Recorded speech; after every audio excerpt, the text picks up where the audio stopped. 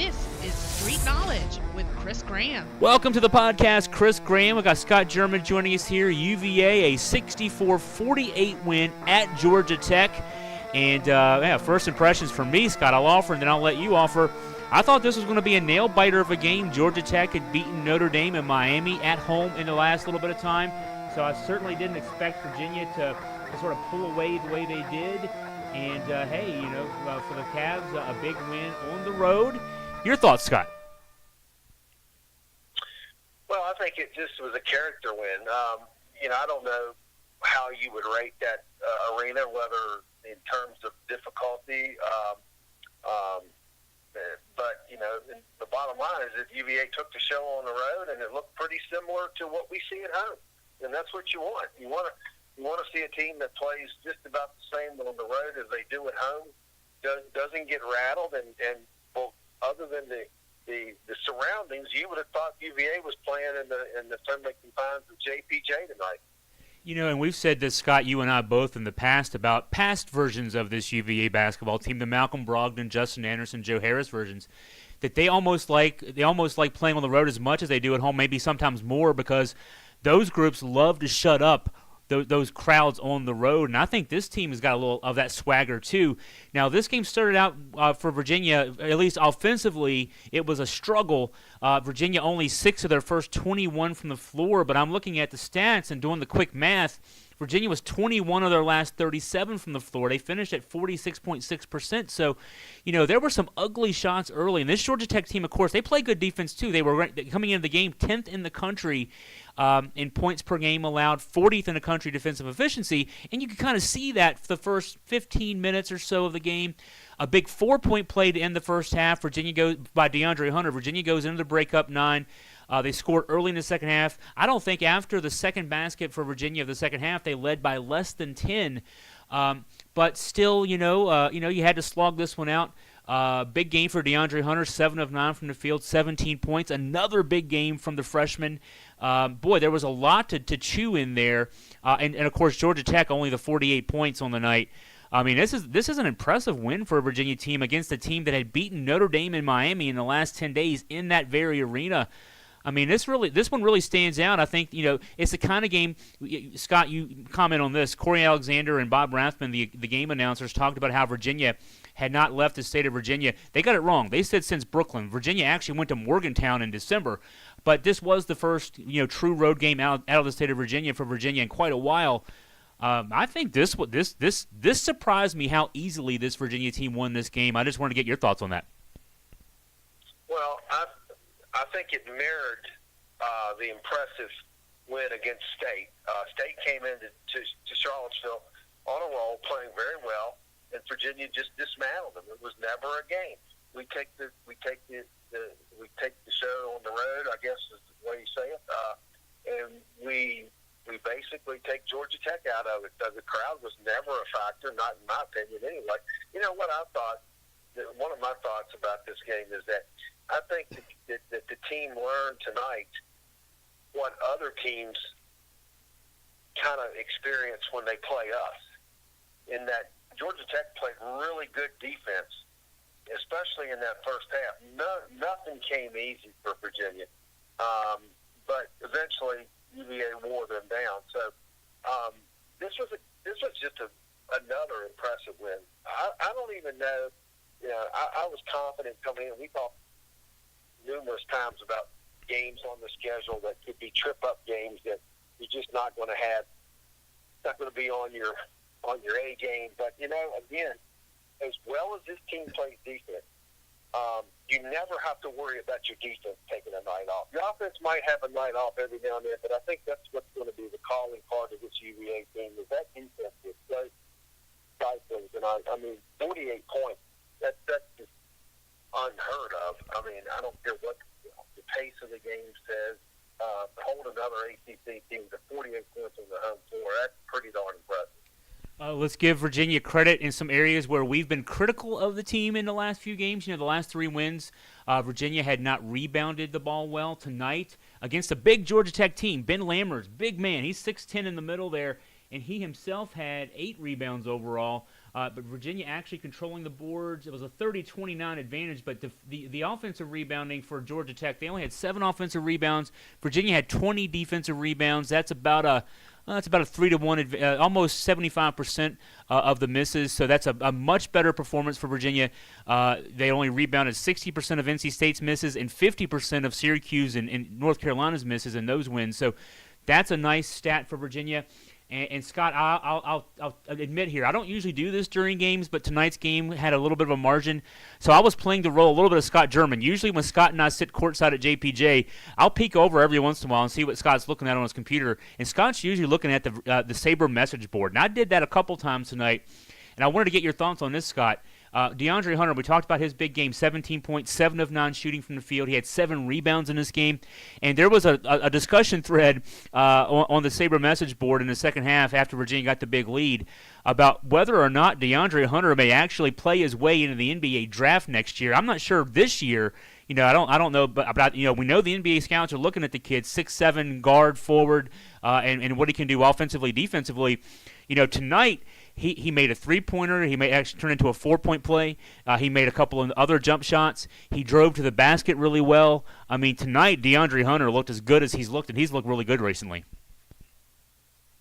Yeah, and he kind of stole a little of my thunder because I was going to go with this, and I was going to say, okay, so when do we start opening up the discussion about why or when does DeAndre Hunter start? And my comeback to that was, okay, who are you going to leave out of the starting lineup if you put him in? But as far as, he's playing great. But I believe at the end of the season, you'll sit down with Coach Bennett and talk about what's best for him. And certainly another year under his belt. I'm not being selfish either. I think you go and go in the first round, even low first round, he's going to be set for the rest of his life, and he needs to do it. But he hasn't started.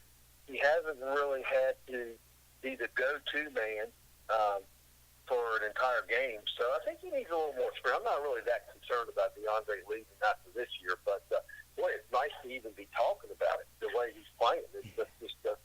He's starting to really be a beast on both ends of the floor.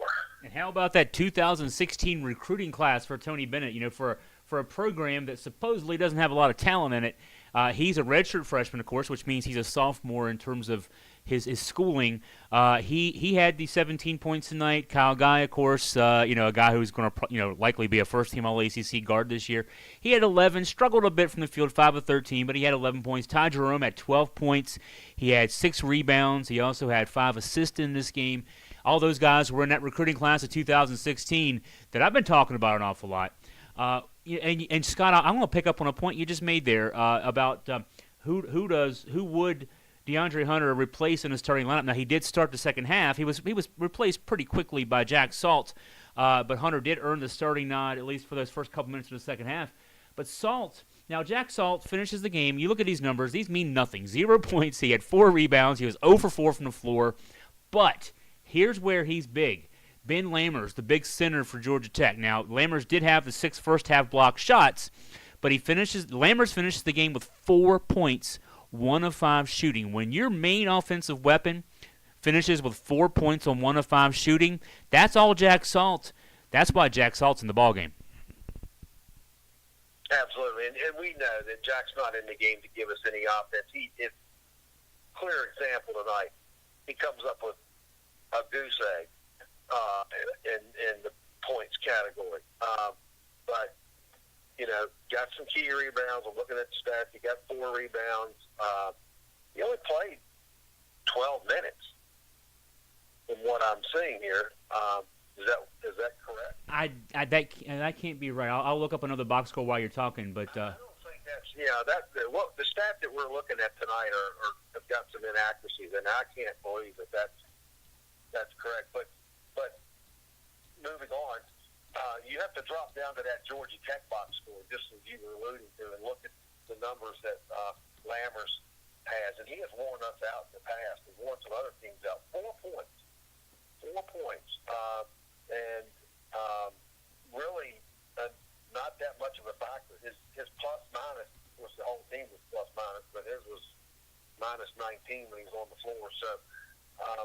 Salt's not out there to give us any offense. He's out there to set screens, play great defense, and just kind of clog up things in the middle. And it's what he's expected to do, and that's what he does usually on a consistent basis. I wasn't able to pull the box up fast enough, Scott, but we'll have that in our inside the numbers. That can't be wrong. I found some other inaccuracies in that the box score that we're using tonight that we usually don't use during the games. But I want to get your thoughts. I'll turn to the host here, and what do you see this team, Chris? I was thinking about. I almost forgot that we had London Ferrantes last year. Mm-hmm. A great player, and it's almost just kind of gone out of my memory right now because I think this team is playing with such chemistry. Tell me what you think about the chemistry that we're playing with right now. Yeah, I think last year's team there were too many young guys, and Ty Jerome and Kyle Guy being such talented players, but they were true freshmen. And they deferred way too much to London Ferrantes, and as a result, London had to create so much offense. And, when your point guard has to create offense, that's why Virginia bogged down at times last year. This year's team, you mentioned it, Scott, the flow of this year's team is so impressive because it's not dependent upon one guy. And I would even go back, the team 2 years ago that went to the Elite Eight was very Malcolm Brogdon dependent. If Brogdon had an off night or got into foul trouble early, that team could bog down too because Brogdon was a Rookie of the Year in the NBA last year. He was a talented guy.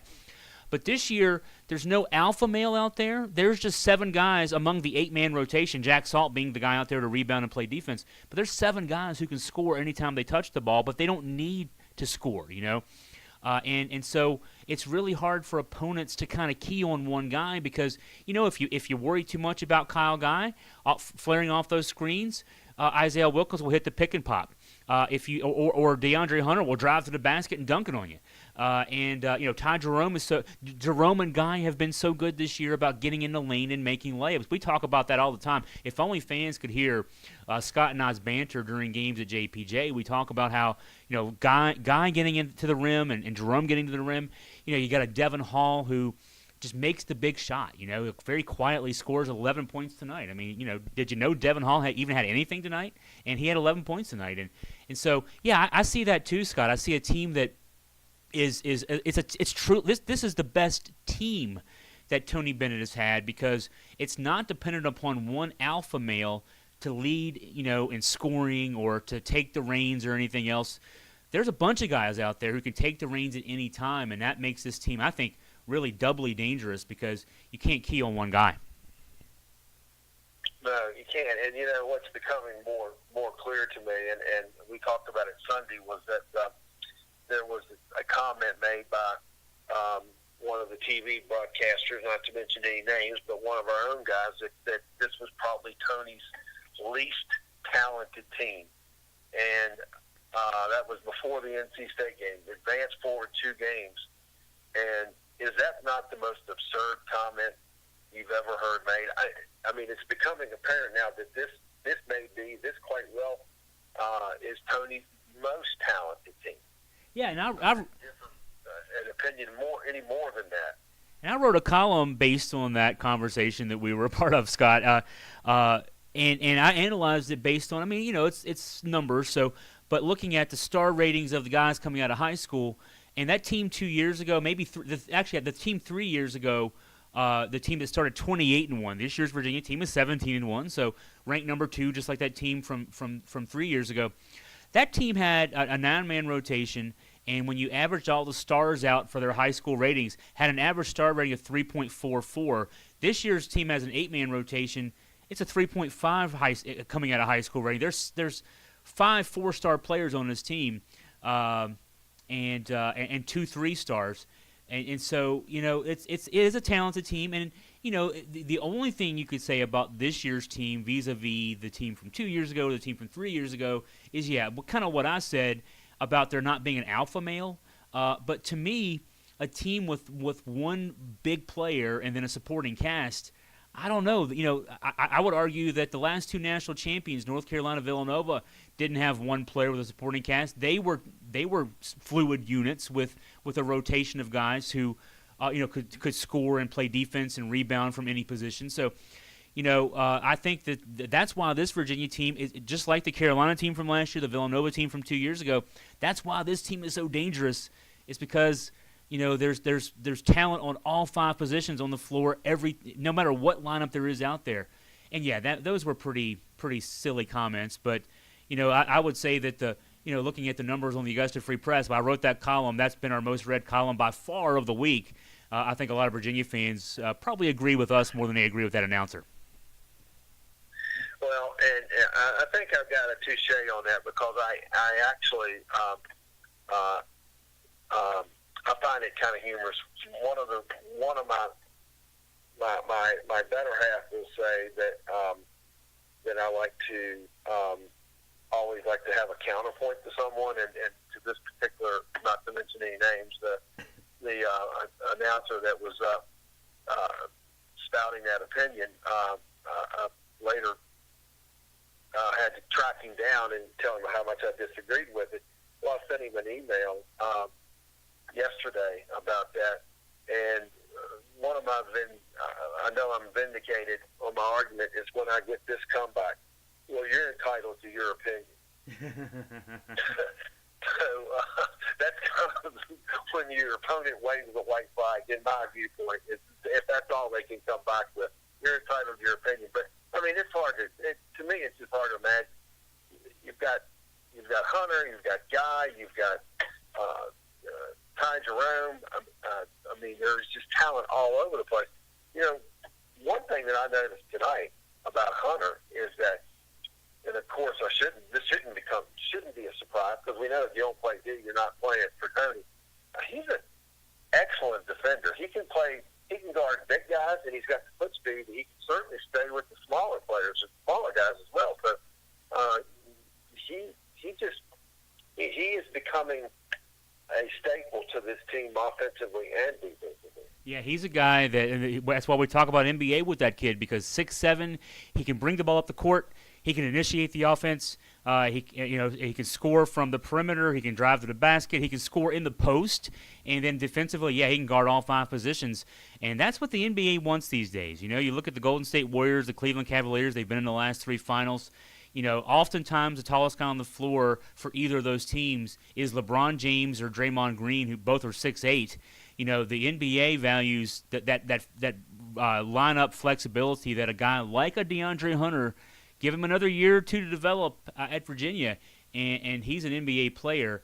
And, we talk about guys who are NBA players on that roster. Kyle Guy's an NBA player. He was McDonald's All-American, Mr. Basketball in Indiana.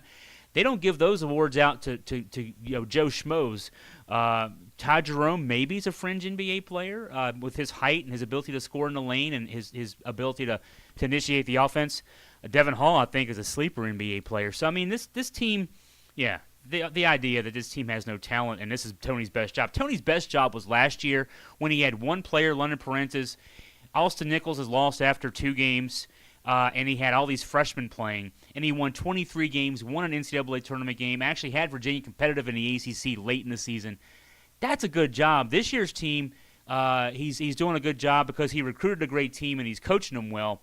But to say Virginia's got no talent, we can debunk that. That's and unfortunately, Scott, I mean, we won't. Again, we're not giving away identities, but it's one of the UVA guys out there in the media. So whatever, we know what we have, and this win tonight, I think, is another vindication. A win on the road against a pretty good Georgia Tech team and beating them pretty impressively on their floor.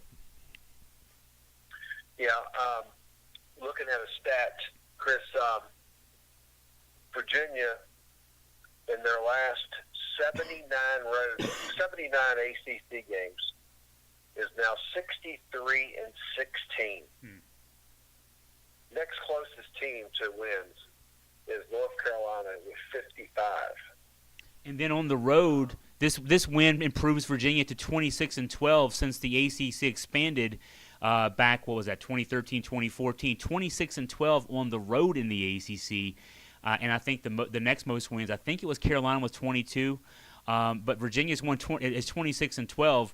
Carolina's been, they were in the final game 2 years ago. They won the championship last year. Virginia's actually been better on the road in the ACC than that program over the last 2 years. So it's not just JPJ. They go on the road. They win on the road as well. That's the mark of a good basketball team. Yeah, and another road game coming up Sunday night. Was watching some of the Wake Forest State game, and close game for most of the contest, but State pulled away late and won by 9, 72-63. So, you're still playing on the road in the ACC. Nothing comes easy, but, I think that every game that Virginia plays on the road, they're just gaining confidence. Defense travels with you every night, wherever you go, and we know that that's what's going to show up for UVA. Offense a little sluggish tonight, but the defense kept them ahead till the offense kind of woke up a little bit. So we'll go ahead and wrap up. It's late on a Thursday night, but Scott and I mentioned. In fact, I'll try to get Scott on the phone tomorrow. We'll do a breakdown of UVA Wake Forest. That's coming up on Sunday with a 6 o'clock tip. We'll live blog during that one. Number 2 Virginia on the road at Wake Forest, as Scott mentioned. And so we'll break that one down tomorrow. I'll do my pregame breakdown as well online at AugustaFreePress.com. And, of course, check us out tonight. I've already written the recap. You have this podcast that you've just finished listening to. But we'll have my Inside the Numbers column and maybe one or two other things as well. We'll have the postgame transcripts, etc., from the Virginia locker room. So a lot still to come on this one. But for Scott and I'm going to go ahead and sign off for the night. I want to thank you for listening. Once again, final score, Virginia 64, Georgia Tech 48. Wahoo wah. Have a great night, everybody.